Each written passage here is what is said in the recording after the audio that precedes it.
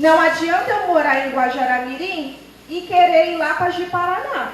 Isso não vai funcionar. E não é que vai funcionar porque Ji-Paraná não quer ou porque o gestor aqui não quer encaminhar para Ji-Paraná. É organização. E essa organização aqui dentro da região Madeira-Mamoré, que é a qual vocês estão inseridos, elas são feitas e não feitas por meio de parcerias, coleguismo. Isso são pactuações. Então, Guajará-Mirim tem que fazer e executar o seu serviço de casa.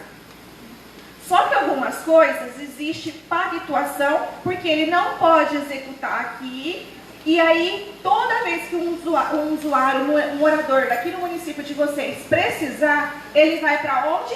Para Porto Velho. E mais do que essa região e essa organização, essa pactuação de fato, nada mais é do que eu pactuo, por exemplo, com o Alberto, né, Alberto? Você é daqui de Guajará, eu sou de Porto Velho, somos ambos gestores, e essa pactuação gera também financeiro.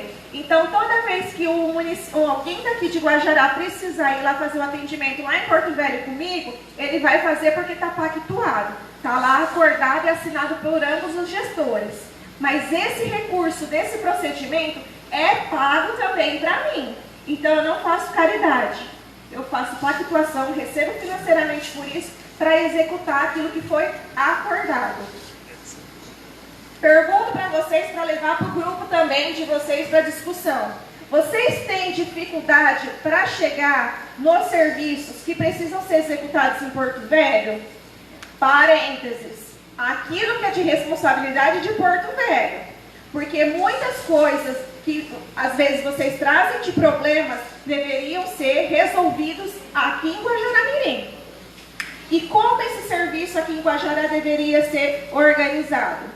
Deveria ser organizado atendendo ao princípio da hierarquização, na qual eu tenho a atenção primária no centro de tudo, eu tenho uma rede de serviço organizada e não serviços trabalhando da forma como ele acha que é pertinente. Esse usuário que adentra pela atenção primária, que é a unidade básica de saúde, estratégia de saúde da família, ele vai entrar pelo serviço e 85% dos problemas que a população tem é passível de ser resolvida aqui, na unidade básica de saúde e na estratégia de saúde da família. Porém, entretanto, todavia, o que acontece? Os usuários muitas vezes desconhecem e querem ir para os outros níveis de atenção. E aí eu tenho um problema e eu quero entrar lá no HB. Aí eu chego no HB e ninguém quer deixar eu entrar para internar. E aí eu falo assim, eu vou chamar a polícia, vou chamar isso. Gente, é hierarquizado o sistema. Só entra no HB se for regulado, se for encaminhado para lá. Então, quando eu entro pelo serviço, pela atenção primária, e meu problema não é daqueles 85% que é resolutivo lá, eu posso ser encaminhado a nível de ambulatório. Afinal, os outros dos 85% pode ser na atenção primária. 10% pode ser a nível ambulatorial. E somente 5% é resolutivo no nível terciário, que seriam os hospitais. O que a gente percebe? Totalmente uma inversão da pirâmide. E aí a gente tem hospitais superlotados, gestores dizendo que não tem dinheiro para fazer saúde, porque fizeram a lição de casa errada. E o que é fazer lição de casa errada? Investir aonde gasta mais dinheiro, nos hospitais. E aí os municípios, e aí de maneira geral, muitas vezes com promessas políticas, colocam assim, não, minha população, se eu for eleita, aqui no município de Guajará, eu vou construir um hospital. Eu não tenho nem um estudo que me comprove que se esse hospital vai ser efetivo aqui, se eu vou ter recursos para erguer, estruturar, contratar recurso humano e manter ele. Mas para ter o voto da minha população, eu coloco como promessa política. E aí a gente vê muitos municípios quebrando, como o próprio presidente disse, porque colocaram um elefante branco no meio do seu município para ganhar cabo eleitoral. E manter um hospital é caro pra caramba. O que a gente percebe é que a maior maior dívida dos municípios é porque não fizeram o dever de casa, investindo em fortalecendo a atenção primária à saúde. Os agentes comunitários estão aqui, ergam a mão.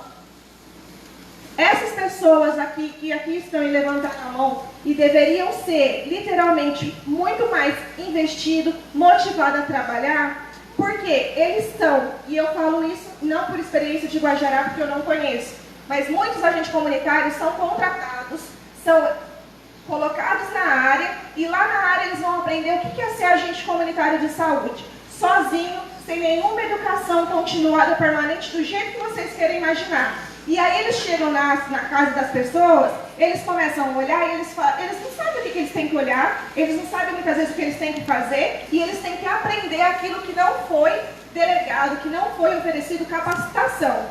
E eu falo em todas as conferências que eu participo, e gosto muito quando tem outras pessoas que estão à frente das coordenações, da gestão, porque vocês são a peça-chave com o vínculo entre o serviço de saúde, a atenção primária e a comunidade. O investimento em vocês é o que vai determinar o dever de casa sendo feito ou não sendo feito. Muitos de vocês estão indo para a zona rural por transporte particular. Muitos de vocês, se sofrendo em qualquer acidente dentro da zona rural, muitas vezes não tem nem como se comunicar. Então, muitas vezes vocês estão sozinhos. E isso é lamentável com que ocorra. A gente não tem um olhar de pegar o que foi feito com a inserção do PACS, que é o Programa de Agente Comunitário de Saúde, na década de 90, e ver o tanto que ele foi efetivo e, de fato, concretizar maior investimento em vocês, agente comunitário. Porque enfermeiro, muitas vezes, é uma equipe. Agente comunitário é muito mais. E se não tiver agente comunitário atuante, nós não temos atenção primária. Então, vocês são peça-chave e eu fico muito feliz quando eu vejo ACS dentro da conferência. Porque eu tenho certeza que muitas das coisas aqui faladas, vocês levarão para a microárea. E aí, chegando na microárea, terão conhecimento para saber o que vão fazer. E a população fica sabendo porque vocês estiveram aqui. No momento que muitas vezes nem é colocado como prioridade, que muitas vezes vocês nem sabiam que tinha, que era. Então, eu gosto muito quando tem os ACS aqui, e talvez pensar em organização, pensar em regionalização, hierarquização, é trabalhar um pouco mais com a atenção primária e com vocês. Só vou pedir para você aguardar, porque senão vai comer meu tempo e eu tenho que correr. Estou, né? O segundo princípio organizativo do SUS é a descentralização. O que acontece? Antes, era a União que tomava conta das coisas, né? A gente não tinha um sistema único de saúde.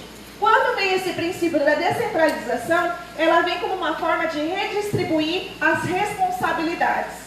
Imaginem vocês se o nosso ministro da Saúde tivesse que fazer o planejamento das ações de saúde aqui de Guajará. Vocês acham que seria bacana? Conhece a realidade de vocês? Conhece quais são as necessidades de vocês? Ou dos outros 5.460 municípios? É inviável. Então, quando a gente descentraliza as ações, as responsabilidades, a gente descentraliza também a autonomia. Por quê? Aqui em Guajará existe autonomia para saber qual vai ser o planejamento, qual vai ser a execução, onde vai se investir. Cada município, tendo a sua autonomia, consegue atender, ou deveria conseguir atender, melhor a sua população. Só tem uma coisa que eu não vou me adentrar, porque é a questão de financiamento. Quando eu descentralizo tanto e coloco responsabilidade para o Estado, para os municípios, eu delego uma responsabilidade gigante. O problema é que muitas vezes a União acaba se eximindo disso. Por quê? Quem vai investir mais financeiramente? Pela legislação existe um percentual mínimo para Estado e município. E nesse processo de descentralização, de organização do SUS, a União acabou sendo eximida, mas isso eu vou deixar para o financiamento, porque é a respeito do congelamento dos gastos e do percentual para a saúde. Eu falei de participação popular no eixo principal, no eixo 1 e agora no eixo 2 eu também não posso deixar de falar, porque ele é uma das formas de organizar o SUS. Muitas vezes eu fico me sentindo impotente ou literalmente frágil diante das ações que são executadas no Estado. Por que você está dizendo isso?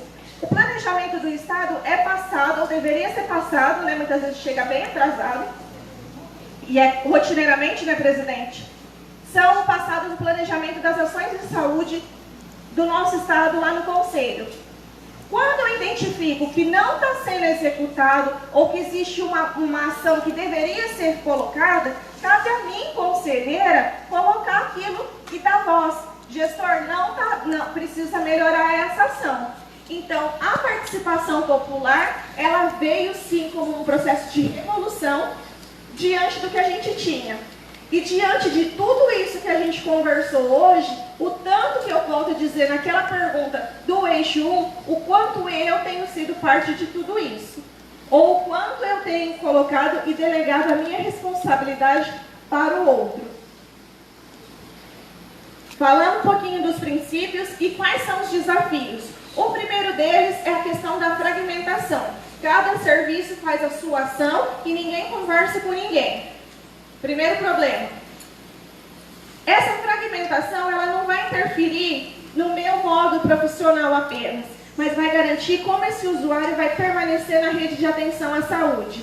E quando eu tenho uma rede totalmente fragilizada, na qual profissionais não se comunicam, serviços não se comunicam, a gente fragiliza totalmente o processo de cuidado. E o pior do que isso, o modelo de atenção muitas vezes é curativista, totalmente hospitalocêntrico. Por quê? Como eu disse anteriormente, a população gosta de quê? Hospital. Hospital vai ter raio-x, vai ter ultrassonografia, vai ter exames de alta complexidade e isso vai ser resolutivo. O que eles só esquecem e que a gente precisa trabalhar isso é que muitas vezes o cuidado é feito por meio da conversa, da comunicação. E é uma tecnologia tão leve, mas que muitas vezes acabam sendo fragilizadas. E esse modelo de atenção curativista e hospitalocêntrica, ele é caro e eu não vou me repetir porque eu já coloquei anteriormente a respeito dos elefantes brancos. Outro desafio para a consolidação dos princípios do SUS refere-se à diversidade de contextos regionais. Nosso país, apesar de ser extenso na sua geografia, ele tem uma diversidade maior dos problemas. E aí, quando eu olho a nível nacional, eu percebo que eu tenho que atentar às peculiaridades e ter uma diferenciação de como eu vou planejar as questões. Eu só não posso esquecer que, por exemplo, febre amarela não dá só na região norte. A gente tem muitos casos de febre amarela na região sudeste, recentemente. Então, essas diversidades a gente precisa se atentar, mas não pode descuidar. A respeito dos determinantes e condicionantes que eu falei amanhã e falei agora no início da tarde, ele representa isso. Por que as pessoas adoecem? Elas adoecem de acordo com o estilo de vida, elas adoecem de acordo com a faixa etária, com o sexo também, fatores hereditários, mas elas adoecem por conta de outras características que eu falei anteriormente, que seria habitação, serviços sociais, saneamento e esgoto, água e esgoto, porque o nosso estado possui baixo percentual de saneamento básico, desemprego, ambientes de trabalho, educação, e esse aqui que acaba sendo da ponta esquerda, mas que eu destaco ele, é a questão da produção de alimentos e de produção agrícola e de alimentos, desculpa. Por que isso é tão importante? Porque o que a gente mais tem no nosso estado é áreas rurais. Bacana. E o que usa nas áreas rurais? Agrotóxicos. Parênteses de novo. Nós participamos de uma conferência no interior e tinham pessoas do nível básico. E um dos meninos perguntou assim se o uso de agrotóxicos era prejudicial para a saúde, já que os bichos, como formiga, enfim, não gostavam muito e acabam combatendo esses tipos de pragas em si. E aí ele trouxe aquilo que os colegas dele estavam querendo perguntar. Agrotóxico é ruim? Sabe por que essa fala é tão importante? para um aluno de um ensino básico, porque ele escuta na televisão o tempo todo que agrotóxico, agro, na verdade, né? Agro é bom, agro é técnico, agro é tudo. E aí ele acha que agrotóxico vai fazer bem, porque não vai ter as pragas. Ele só esquece que por trás do uso desses pesticidas, tem uma população, um trabalhador, que está fazendo uso e que está adoecendo. E que esse uso de veneno, que nem a praga quer, a gente está comendo. E isso só tem enriquecido, literalmente, as grandes corporações. Quem está preocupado com isso? É o Ministro da Saúde? Não, quem está preocupado com isso é a Organização Pan-Americana de Saúde, que fez uma rede para discutir promoção da saúde a respeito do uso de agrotóxicos. Então eu preciso de uma organização a nível do nosso país, que responde pelas Américas e pelo Caribe, para falar assim, vamos discutir como têm sido aplicadas políticas a respeito dos agrotóxicos. Coisa que o nosso país não tem feito, porque não é interesse político. Tem aumentado. Mais dos desafios ainda, refere-se à transição demográfica. O que significa essa palavra tão bonita?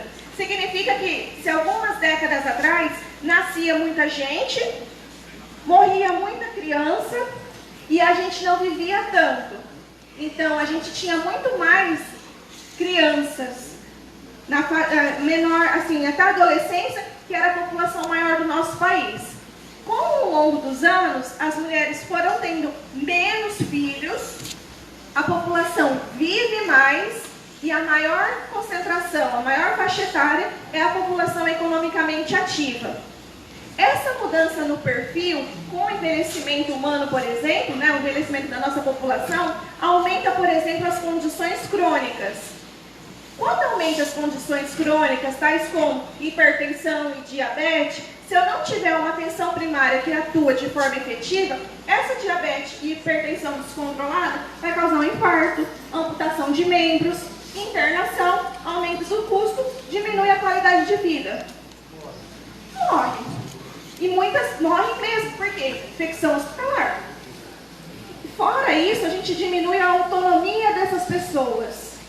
Quando eu diminuo a autonomia dessas pessoas, a gente interfere, literalmente, impacta no ambiente familiar dela. Imaginem vocês hoje, amputado, um membro inferior esquerdo, a perna esquerda. Como é que seria a vida de vocês? Por conta de uma diabetes que não foi controlada. E a gente vê o tempo todo na televisão, nas mídias, enfim, que houve amputação de membro porque não controlou a diabetes. E aí a gente pergunta, a culpa é de quem? A culpa é do usuário que fazia uso de comia doce, tinha uma alimentação desregrada, não fazia exercício físico, ou a culpa é de todo o sistema? E aí a gente começa a atribuir e ver o tanto que a gente não consegue lidar, e entrando já na transição epidemiológica, com a tripla carga de doença. Ou seja, além das condições crônicas, eu tenho doenças infecto-contagiosas e parasitárias. Nós temos crianças hoje que morrem por conta de diarreia. Condições totalmente evitáveis, se nós tivéssemos uma atenção primária que atuasse de fato. Fora isso, a gente percebe a questão de problemas de saúde reprodutiva, com mortes maternas e óbitos infantis por causas evitáveis, tais como a diarreia, tais como, se fizéssemos rastreamento de câncer de colo, câncer de mama, nós diminuiríamos também a questão da morte materna, morte em mulheres, desculpa. Se tivéssemos um pré-natal que fosse efetivo, essas mulheres, elas teriam seus filhos e não morreriam no pós-parto ou durante o parto. A questão do crescimento das causas externas, aumento da violência, aumento dos acidentes de trânsito, isso interfere diretamente na consolidação dos princípios do SUS, mas na forma de organização da rede. E por que isso é importante das causas externas? Porque há um aumento no consumo de álcool. Quando eu consumo álcool, e aí vem os direitos, né? O direito à saúde, bacana. Qual é o meu dever quando eu ingiro bebida alcoólica? E saio dirigindo na BR, saio dirigindo aonde que for, e aí eu atropelo alguém, ou literalmente sofro um acidente de trânsito. Quem paga a conta não é o Detran, quem paga a conta é a saúde. E aí o meu direito encerra na medida em que eu deveria consumir bebida alcoólica e não dirigir. O meu direito encerra quando eu pego o lixo e jogo na rua e ele entope os bueiros, causa enchente, aumenta os casos de leptospirose. Então a gente tem que pensar muito bem o que me cabe como direito, mas o que me cabe como dever. Aqui ele vem mostrando que vem aumentando o percentual da população acima do peso, o número de hipertensos, o consumo de álcool em si. Nessa tabela, que eu não sei se dá para ver daí de trás, mostra o quanto que diminuiu a morte para cada 1.000 nascidos vivos. E esse aqui a gente atribui principalmente à inserção dos agentes comunitários de saúde. Para se ter uma ideia, em 1990, ocorria 81,8 óbitos para cada 1.000 crianças que nasciam. Isso, em 2015, diminuiu para 13,3. Então, essa redução significativa se deu também por conta da inserção dos agentes comunitários de saúde. A questão da imunização, ela também interfere na taxa de mortalidade também, né? E a gente precisa talvez se atentar um pouco mais, porque a imunização, ela é muito mais acentuada na infância. Só que a gente esquece que mesmo adulto a gente precisa tomar vacina. Então, só lembrar que a gente está em época de vacinação, campanha, né? Outros desafios que